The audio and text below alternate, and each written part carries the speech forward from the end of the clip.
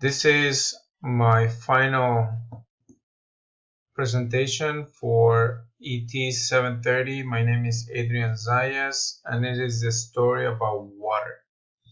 Usually when we ask the students what do they know about water, mainly they only know the basic information about 75% of the world is filled with water. Water is wet.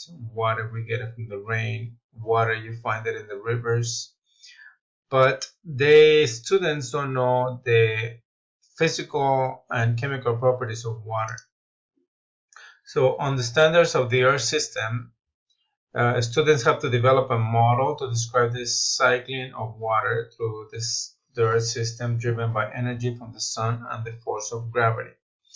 So first, I will ask my students to express their ideas, their thoughts about what they know about water. I have some assumptions that they know certain things about water, but I want to know how deep of knowledge they have about the molecule of water. So the first thing that they will be doing is going to Flipgrid and express their thoughts or ideas. They can actually even have a collaboration with other classmates and discuss what they know about water. The second step will be to have a video where it shows the properties of water, and this is an interactive video where I can either show it as a class or I can ask students to go to their own pace and they ask questions and about whether they understand about the physical properties of water.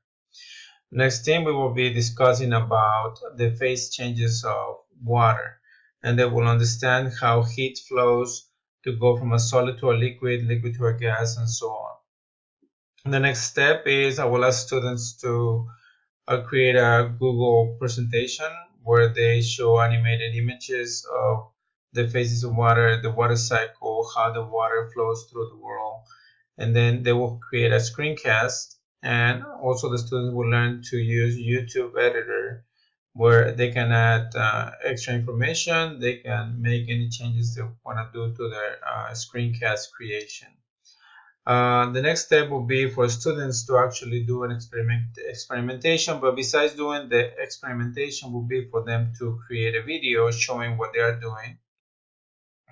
And as a final understanding of what they just did was, well, they will have different options. One is to record a water cycle demonstration where students will videotape and what they're doing, and they will explain the understanding of the water cycle by using media.